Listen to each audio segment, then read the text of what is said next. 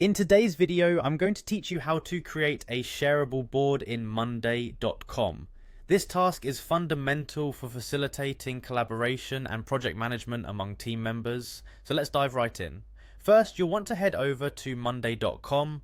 Once you've arrived at the homepage, look in the upper right corner and click on the Login button. This will prompt you to enter your credentials. It's always a good idea to have these ready before starting this process. If you're a Google user, you'll find an option to sign in with Google, which can simplify things considerably if you prefer to keep all your work tools connected. Simply select this option and it will guide you through selecting the appropriate Google account if you're logged into multiple accounts.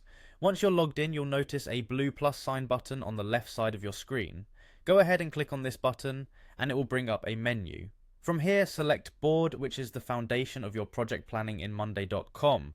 After clicking on Board, you'll see an option to create a new board. You'll want to select that, which gets us one step closer to our goal of setting up a collaborative space. When setting up your new board, you can give it a name that reflects the project or purpose of this board.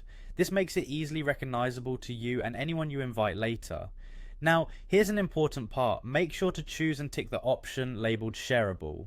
By doing this, you're ensuring that the board can be shared with people outside of your Monday.com account, which is critical for collaborating with guests or external partners. With this selected, you're ready to click Create Board, and voila! You have now successfully set up a new shareable board. But let's not stop there. You likely want to invite others to join this board to start collaborating. For this, look up to the upper right corner where you'll see an Invite option. Clicking this will allow you to input the email addresses of the team members you want to add. And if you need to share the board with guests who might not have a regular presence in your workspace, you can also input their email addresses right here.